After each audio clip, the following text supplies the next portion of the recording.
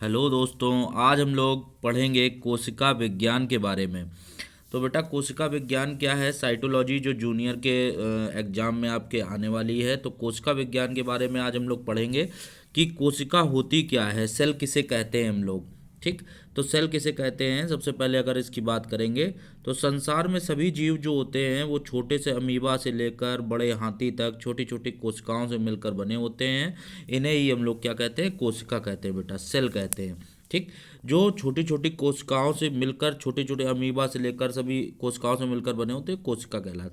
कोशिका जो होती है जीवनधारियों की रचनात्मक एवं कार्यात्मक इकाई है। ये एक रचनात्मक और कार्यात्मक इकाई होती है। ठीक है।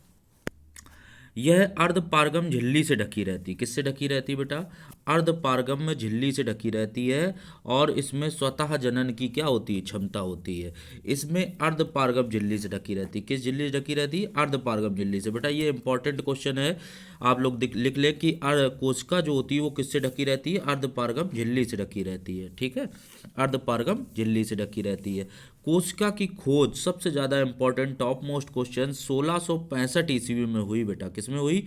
1665। ये पॉइंट आप लिख कर रख लीजिए। 1665 ईस्वी में कोशिका की खोज हुई। और इसकी खोज बेटा रॉबर्ट हुक ने की थी। किसने की थी? रॉबर्ट हुक ने। ये क्वेश्चन कई बार आपके एग्जाम में प्रीवियस ईयर्स में पूछा गया है, इसलिए बच्चों जरूर तैयार कर लें। 1665 ईस्वी में इसकी खोज की गई। और इसका जो वैज्ञानिक थे उन्होंने, रॉबर्ट हुक ने इसकी खोज की थी। ठीक है। रॉबर्ट हुक का जो अध्ययन है, उनकी पुस्तक, जो पुस्तक का नाम है बेटा माइक्रोग्राफिया है। इसको भी अंडरलाइन कर लीजिएगा। रॉबर्ट हुक की जो अध्ययन की गई पुस्तक है उसका नाम है माइक्रोग्राफिया। बेटा किसमें? माइक्रोग्राफिया। माइक्रोग्राफिया में इसको प्रकाशित किया गया। तो सबसे पहले हमने इसके 3 पॉइंट कौन कौन से बेटा पढ़ लिए। सबसे पहले 3 पॉइंट जो इंपॉर्टेंट हैं वो आप लिख लें। 1665 में इसकी खोज हुई कोशिका की, और इसका वैज्ञानिक थे रॉबर्ट हुक। और माइक्रोग्राफिया पुस्तक में इसको क्या किया गया? प्रकाशित किया गया बेटा। ठीक है। आगे हम लोग बढ़ते हैं नेक्स्ट पर। 1938 ईस्वी में, 1938 में वनस्पति शास्त्री स्लाइडेन और जंतु वैज्ञानिक स्वान ने कोशिका सिद्धांत प्रस्तुत किया। तो बेटा अगर कोशिका की खोज पूछी जाएगी तो आप बताओगे रॉबर्ट हुक के बारे में। और अगर आपसे पूछा जाएगा कि कोशिका सिद्धांत किसने दिया, तो आप बताओगे 1938 में कोशिका विज्ञान, कोशिका सिद्धांत स्वान और स्लाइडेन ने दिया था। किसने दिया था बेटा? स्वान और स्लाइडेन। स्लाइडेन और स्वान ने दिया था। ठीक। अब इसके आगे हम लोग बढ़ते हैं। कोशिका विज्ञान की महत्वपूर्ण खोज कब की गई? तो कोशिका विज्ञान की जो महत्वपूर्ण खोज की गई वो बेटा 19वीं सदी के अंतिम चौथाई काल में कोशिका विज्ञान का, इसे हम लोग क्लासिकल काल बोलते हैं। क्या बोलते हैं बेटा? क्लासिकल काल बोलते हैं। और इस समय कोशिका विज्ञान की बहुत सी महत्वपूर्ण खोजें भी हो गई। 1833 ईस्वी में रॉबर्ट ब्राउन 1833 ईस्वी में रॉबर्ट ब्राउन ने जो इसमें बताया, इसमें केंद्रक की खोज की। किसकी खोज की बेटा? केंद्रक की खोज। ठीक है। और इसमें ये पॉइंट बहुत ज़्यादा पूछा जाता है बेटा, जीव द्रव्य सिद्धांत किसने दिया? जीव द्रव्य सिद्धांत जो था वो शुल्ज ने दिया था। किसने दिया था? शुल्ज ने। गोल्जी बॉडी उपकरण 1867 में जॉर्ज ने खोजा था। तो ये तो कम इम्पॉर्टेंट क्वेश्चन है। जो अभी पीछे इम्पॉर्टेंट था 1665 और रॉबर्ट हुक, वो आप जरूर तैयार कर लीजिएगा। और पुस्तक का नाम माइक्रोग्राफिया।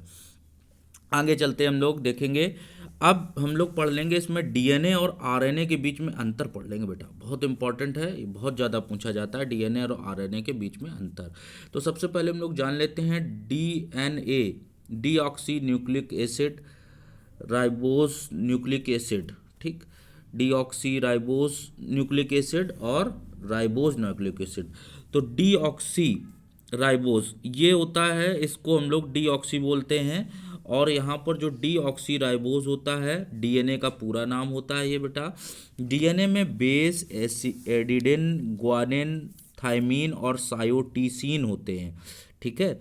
डीएनए में केंद्रक पाया जाता है। सबसे ज़्यादा इंपॉर्टेंट क्वेश्चन आपका यहाँ से बनता है, डीएनए में हमेशा केंद्रक पाया जाएगा। ठीक है। और यह सभी जीवों में अनुवांशिक पदार्थ होता है, सभी जीवों में अनुवांशिक पदार्थ होता है। ठीक। आरएनए की बात करते हैं। आरएनए जो होती है वो राइबोस शर्करा होती है, राइबोस शर्करा बोलते हैं। थायमीन की जगह इसमें यूरेसिल नामक बेस आ जाता है और मुख्य रूप से साइटोप्लाज्म में पाया जाता है। किस में पाया जाता है? साइटोप्लाज्म में। तो ये मुख्य रूप से साइटोप्लाज्म में ही पाया जाता है। यह कुछ वायरस का आनुवांशिक पदार्थ होता है। किसका होता है? वायरस का बेटा। ठीक। आगे हम लोग आ जाते हैं।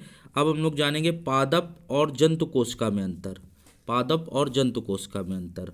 पादप और जंतु कोशिका में अंतर क्या होगा, ध्यान से समझते हैं। ये इसमें क्या है, पादप कोशिका की अगर बात करें तो इसमें त्रिस्तरीय कोशिका भित्ति होती है बेटा, ट्राई सेल बोलते हैं इसको। ठीक है, ट्राई सेल। ठीक, ट्राई सेल बोलते हैं। ट्राई सेल की कोशिका भित्ति होती है और मुख्य रूप से सेलुलोज की बनी होती है। किसकी बनी होती है? सेलुलोज की बनी होती है। ठीक। और इसमें और बगल वाले में अब अगर हम लोग पढ़ेंगे इसके बगल में जंतु कोशिका के बारे में, तो जंतु कोशिका में जो कोई किसी भी प्रकार की कोई भी सेल नहीं पाई जाती। सेल की वॉल, सेल वॉल कोई नहीं होती। इसमें ट्राई सेल वॉल होती, इसमें कोई सेल वॉल नहीं होती।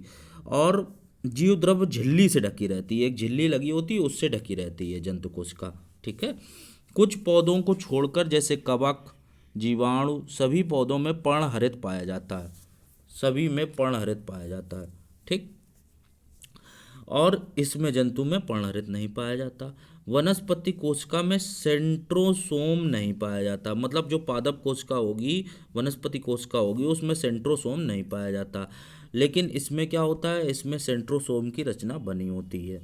ठीक है, जो कोशिका को विभाजित करती है, कोशिका विभाजन का कार्य करती है। बहुत इंपॉर्टेंट है ये। इसमें लाइसोसोम नहीं पाया जाता है और इसमें लाइसोसोम पाया जाता है। मतलब अगर हम लोग एक एनालिसिस करें तो पौधों में लाइसोसोम नहीं मिलती है, इसमें हमको लाइसोसोम मिलती है। पादप कोशिका में रसधानी या रिक्तिका पाई जाती है, इसमें रिक्तिका नहीं पाई जाती। तो इसमें तारक केंद्र भी नहीं होते और इसमें तारक केंद्र होते हैं। आगे चलेंगे हम लोग। ये हमने जैसे देख लिया इसका। ठीक है, तो आज के लिए इतना ही रखते हैं। और साइटोलॉजी की ये पूरी जानकारी आपने अच्छे से कलेक्ट कर ली। तो आगे मिलेंगे नेक्स्ट वीडियो में।